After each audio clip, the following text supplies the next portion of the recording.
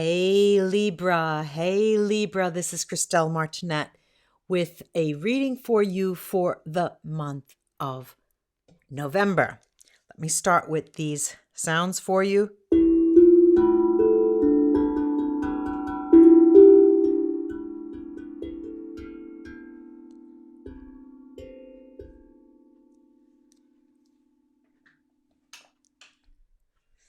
Okay, so let's see what's in store for you, Libra. Let's see what's in store for you. Let me take my little bag of tricks here.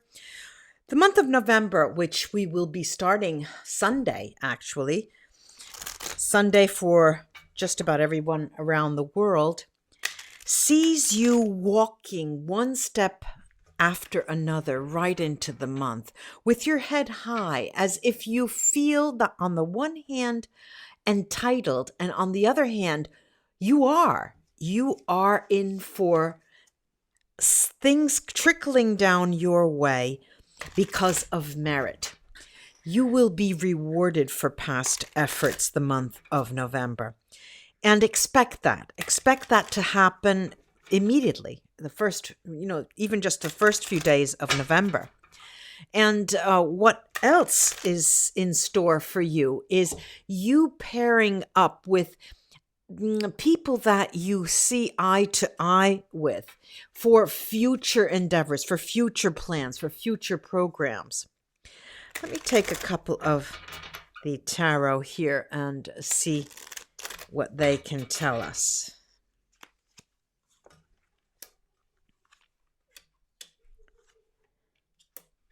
Okay, look, we've got this Two of Swords, and these are decisions to be made, especially with another person. I see this as happening with another person or group of people, Libra. And here is the moon, by the light of the moon. This is a Pisces card. There is a Pisces in your life that will be prominent for you in the month of November.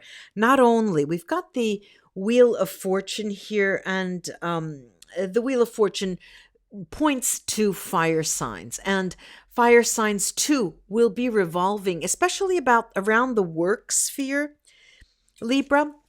Look, there's much more than meets the eye in terms of a paycheck, in terms of written material that comes your way, written emails, written messages, phone calls. There's much more. You really need to read between the lines this month of November. Look, Libra, I've got here Yera. And what is Yera all about?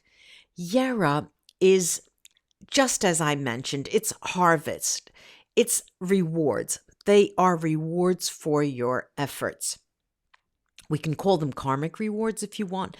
It also points to justice and to legality. So for those of you who are waiting for a ruling, it will be coming, and it will be coming in your favor with that Wheel of Fortune. Let me put that there. Then we have this beautiful rune here, Libra, called Kenats, and it's bright stave, thank goodness. And this is a warm, we talked about fire and the fire signs. The Wheel of Fortune points to fire signs. Well, Kenats is warm fire. It's strength, energy, and power.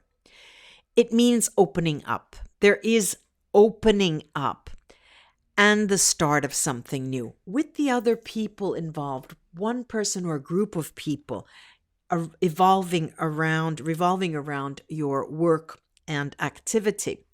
We have Lagus here, and it is Merkstave in this position.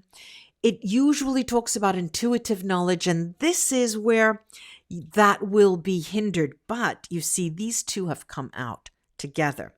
Kenats is a keen rune to have for insight. So anything that is Merkstave like Lagos and Lagos that talks about intuitive knowledge that may be stilted, this blows away. This is feminine energy. It talks about good memory and a success in learning from your past mistakes. Let me go on here to the vera, sibilla cards, and let's pop up this reading to see what's in store for you, because we found a few players here. We found from the moon card that there is a Pisces in your realm, and from the Wheel of Fortune that points to fire signs. Let's see what we have here.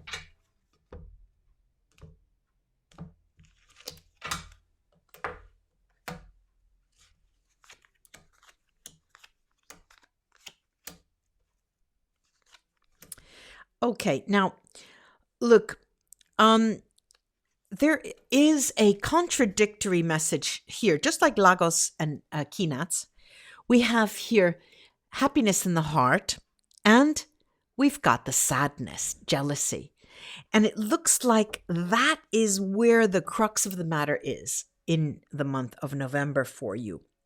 The details here are something like this. We have 5 cards, and the focus card is this sacerdote, this priest who always hides things, who's mute. You can see there are things hidden under his cloak. Now, before the sacerdote, we've got the donna di servizio, the housemaid, and the artist. Now, the housemaid is always a benevolent card, always a card that helps you move into a situation, whereby this artist card also points to legal rulings. Now, we did talk about being mute, the sacerdote hiding things under his cloak, but we also have not only the sacerdote, but we have the mercante. And the mercante also is a person who hides things and keeps them close to their vest and around the workplace. But we have so speedy, because by the end of the month, these are sighs, by the end of the month, the boat comes in with news for you and responses to the questions that you will have been asking for so long. I'm going to take 5 more cards here. Boy, there's a moment of hiding. Things are being hidden from you. Look. There is communication, all right? So this is written communication. Let's put that off to the side a moment. And we have the meeting. Of course, you do encounter people, but there is a certain person that you will encounter, and I'll talk about that in a second. Focus of these 5 cards is the domestico, is the male house servant, who is the counterpart of the female house servant. Where she is always benevolent, this person aids only one person, his master. And that doesn't necessarily coincide with you. This is an untold enemy. This is a person you need to beware of. And whether you are male or female, it is a male who doesn't have all of your best interests in mind. Then we've got this consolante, this consoling surprise that comes. I'm looking at the 3rd week of November, actually, Libra. There's news coming in, but there will be, toward the end of the month, a certain sort of nostalgia, you looking back to the way things were. I'm going to take a look at more runes. Let's take a look at more runes here. All right, let's see. All right. Now look, we've got Urus, and it's in the bright stave position. Urus is here too, we're talking about strength, vital force, and energy. So there's a lot of energy this month for you. Extremely powerful month for you. And especially if you have been depressed or ill, this is recovery from that. This is recovery from illness. In men who are watching, you will be experiencing strong emotions, far different from your usual feeling touched and a little glassy eyes, but more stronger emotions. This is a strong healing stone. I keep saying stone, rune. It's a strong healing rune. And this calls Sometimes it will call for sacrifice. It will ask you to give in order to receive. Um, and it also points to you being determined the entire 3 weeks, because it looks like what occurs is in the final week of November. Now we've got here Rido, and you can see that it's Merkstave. It's usually right side up with looks like an R, but Rido is the journeying rune. Rido is a wagon. It's like the chariot in the tarot, and usually it talks of movement or travel. Here, if you're interested in moving home, this is not going to occur in the month of November, but the seeds may be planted. However, it's an excellent time to negotiate, and especially if you're receiving news and you don't like them, or you want to change the odds, now is the time to negotiate terms. I've got here one of my favorite runes, and this is Ingvats. Ingvats talks about a successful conclusion, finally relief, and we're into this last week of November. Ingvats is also marking for you a milestone in your life. Actually, Libra, you were thinking that the milestone would be occurring at year's end, at the end of the year, in late December, but it's happening early. It's as if Christmas is coming early for you. I'm going to take the tarot again and pull from the bottom. 1, 2, and 3. Look at this. All right, we've got this beautiful Magician card, and the Magician card speaks to air signs. It points to air signs. Now, air signs are Gemini, Libra, like yourself, and Aquarius.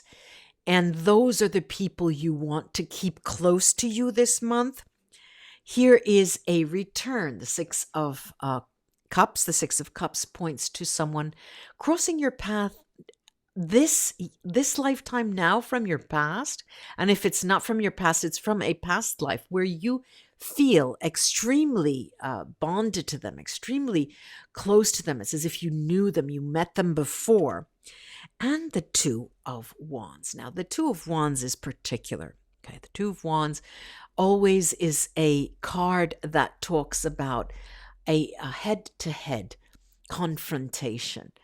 And we did talk of the Two of Swords, and the Two of Swords are decisions to be made, but they're to be made with someone else. And this is also echoing that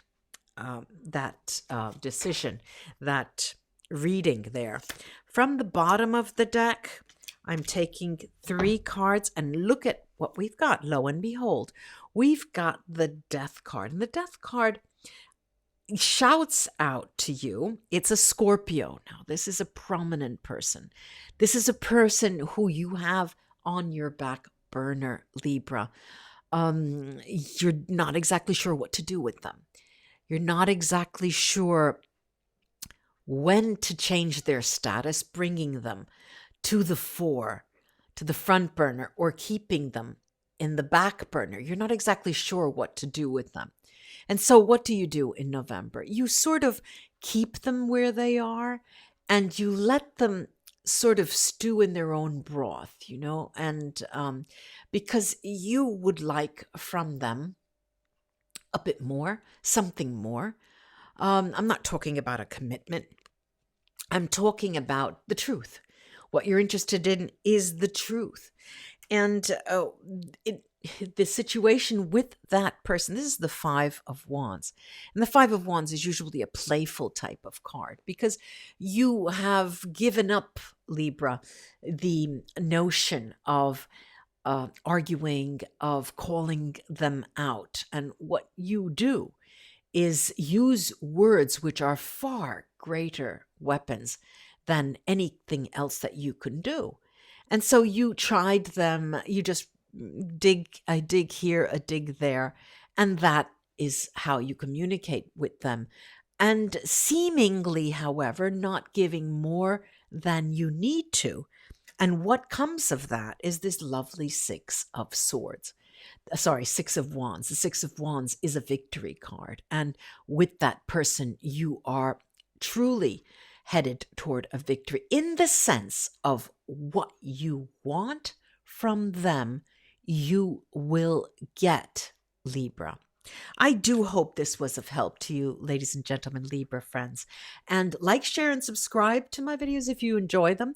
And push that notification bell to be notified when my videos come up or when I go live. Namaste. And until we read together again, bye-bye, Libra.